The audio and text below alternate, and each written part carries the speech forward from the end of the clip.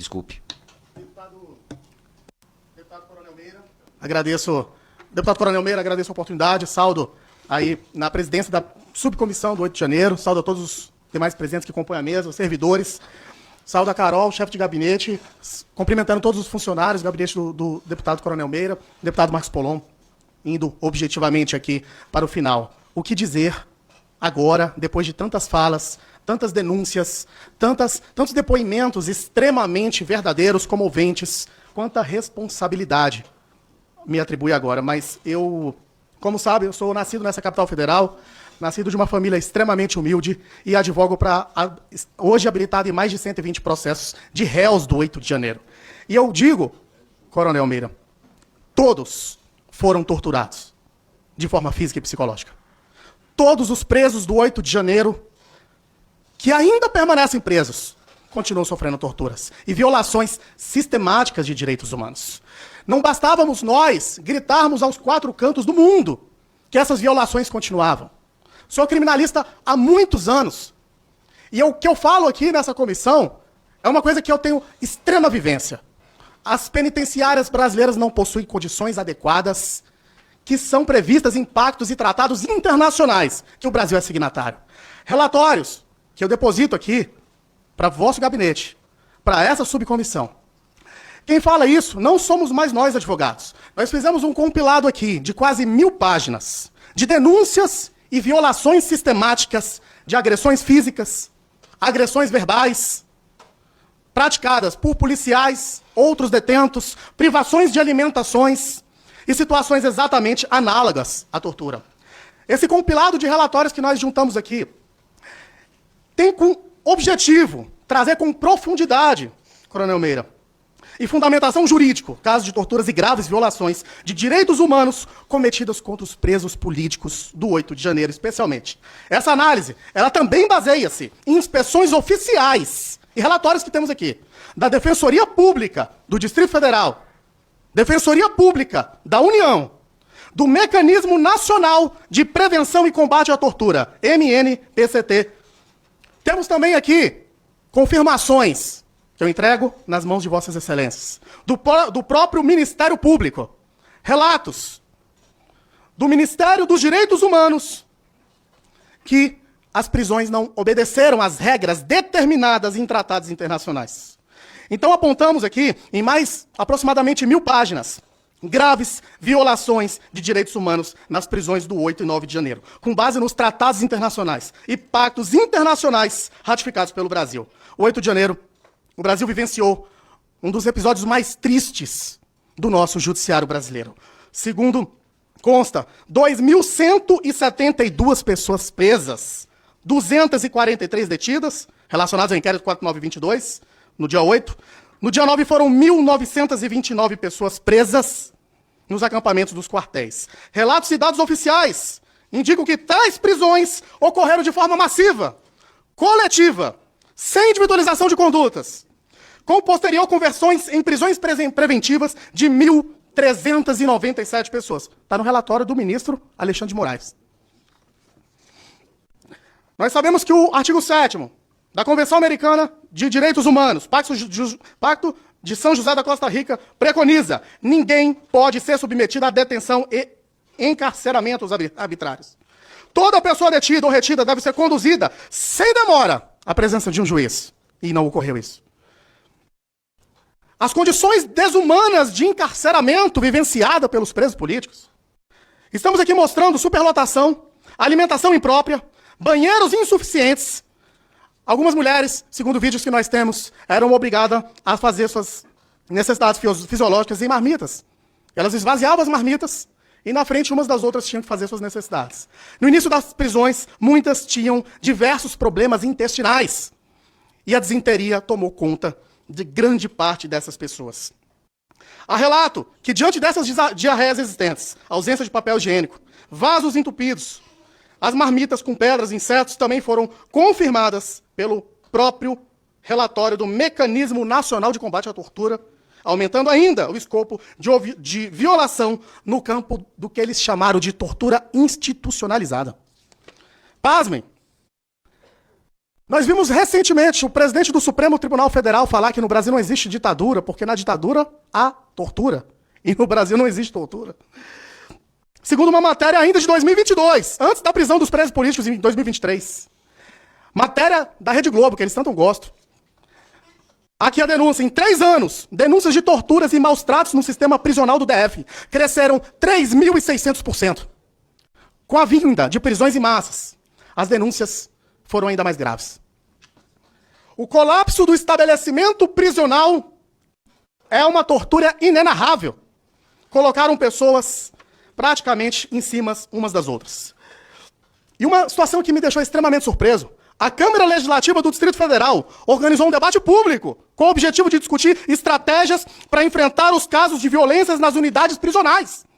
O encontro contou com a participação dos representantes do governo, especialistas de segurança pública, atores envolvidos na gestão do sistema carcerário que apresentaram proposta para melhorar as condições dos presídios. Integrantes do Mecanismo Nacional de Prevenção e Combate à Tortura, MNPCT, doutora Carolina Barreto Lemos, revelou que no terceiro mês de 2024, a instituição conduziu uma vistoria na penitenciária do Distrito Federal, PDF-1, com o propósito de produzir um documento analítico e fornecer aos gestores públicos dados concretos sobre os índices de violência no sistema carcerário da capital federal.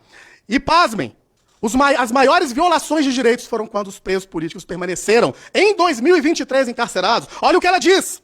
Recebemos ao longo de todo o ano de 2023 uma quantidade muito significativa de denúncias em relação a essas unidades. O que constatamos, o que já temos de dados sobre o Distrito Federal, relatou a doutora Carolina Lemos. Não encontramos nada que diverte das denúncias apresentadas de outras violações de direitos humanos. É um cenário que se caracteriza por um quadro sistêmico de tortura. É exatamente onde os presos políticos ali vivenciaram. E quem fez inspeções, Coronel Meira? A própria Defensoria Pública do DF, ela apresenta um primeiro relatório, contendo diversas violações. Defensores públicos foram em loco, constataram exatamente tudo isso que nós vimos falando. As violações crescentes, problemas na alimentação, conseguiram inclusive checar em loco exatamente momentos depois ao falecimento do Clezão. Olha o que eles relataram à Defensoria Pública do DF, está lá. Isso aqui é a produção deles. Os responsáveis do CDP-2 informaram que atendimento médico do senhor Clériston na manhã do seu falecimento foi célere. Os responsáveis do CDP informaram isso. Veja bem, com chamamento do SAMU, Corpo de Bombeiro, do Distrito Federal e atendimento do setor médico local, o helicóptero foi acionado, mas devido ao mau tempo não chegou. Mas os presos, de forma uníssima, disseram, as duas defensoras públicas, que o atendimento ao preso foi demorado, que não havia desfibrilador no local, tampouco cilindro de oxigênio. Pasmem! Contaram que haviam reunidos no pátio, durante o banho de sol, quando o senhor Clériston Pereira da Cunha começou a passar mal, contaram ainda que um policial penal tomava conta deles, entrou em desespero, por não saber como apoiar, passou a enviar mensagem solicitando ajuda, informaram que os próprios colegas da ala tentaram reanimá-lo, pois um deles é médico, grifado o nome, e outro dentista, oportunidade em que o senhor Clériston conseguiu por 2 vezes respirar. Depois de 25 minutos, apareceu uma médica, somente com estetoscópio e aparelho para medir pressão arterial, instrumentos inadequados para urgência médica. Contaram ainda que o senhor Clériston tinha histórico de diabetes e problemas cardíacos. Estava muito entristecido com a sua situação e de presos distante da sua família. Acrescentaram que quando o senhor Clériston Pereira da Cunha foi preso, ele foi levado algemado e desmaiado. E que ele demorou muito tempo para receber medicamentos que precisava tomar, que desmaiou várias vezes, por mais de 10 vezes, foi atendido e pediu atendimento médico ao longo do tempo que passou preso. Era levado para o Corró, por vezes, vomitava, depois que sentia-se melhor, era devolvido à cela. Ele estava tão fragilizado que algumas vezes era levado com a ajuda dos colegas ao banho de sol, já que há uma regra no presídio que nenhum preso pode ficar sozinho na cela enquanto os outros vão ao banho de sol. Por fim, destacaram que somente depois de aproximadamente 40 minutos, o atendimento médico que deveria efetivamente salvá-lo chegou, mas o senhor Clériston já havia falecido. Frisaram que no dia 20/11, o senhor Clériston Pereira da Cunha acordou bem. No tocante às condições do presídio, os presos informaram que receberam marmita com caramujos, pedaço de rato. São oprimidos por policiais que obrigam a comer as marmitas estragadas. ao argumento de que se não as recebessem, seria caracterizado motim. E teriam que jogar bombas dentro das alas. Essa situação também ocorreu no dia do falecimento do Sr. Clériston, quando os presos se recusaram a comer, pois estavam muito abalados psicologicamente. O último parágrafo. Relataram terem sofrido torturas psicológicas e citaram exemplos de um preso que foi obrigado a se despir na frente dos demais, espancamentos de outros presos em locais, espaço localizado na frente das celas. O que o mecanismo de combate à tortura fala depois, tratando isso como tortura sexual. Alguns dos nossos assistidos foram obrigados a se despir na frente de agentes penais, a agachar e abrir as partes dos seus corpos de costa para as mulheres. O que é um completo absurdo que está acontecendo. E quando nós, advogados, Carol, vou colocar a imagem, nós reclamávamos, o ministro Alexandre de Moraes dizia, prisão não é colônia de férias. Os tratados internacionais determinam que nas prisões tem que existir água potável, sob pena de graves violações de direitos. Como não existe água potável, eles tomam a água da torneira. Eles amarravam com um pano na torneira, e exatamente como mostra a imagem ali, o pedaço de pano, segundo a Defensoria Pública do Distrito Federal, saía com uma cor completamente amarelada, manchado de sujeira devido à torneira. A água do chuveiro sai marrom, com ferrugem, precisa usar pano para filtrar a água, e bebendo essa água aí. Não satisfeito, como se não fosse o suficiente.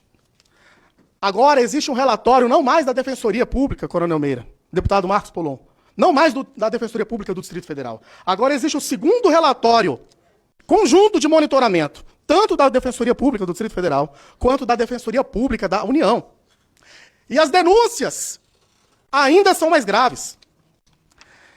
As violações sistemáticas de direitos humanos, elas continuaram e os presos políticos viveram em condições análogas, sim, a torturas.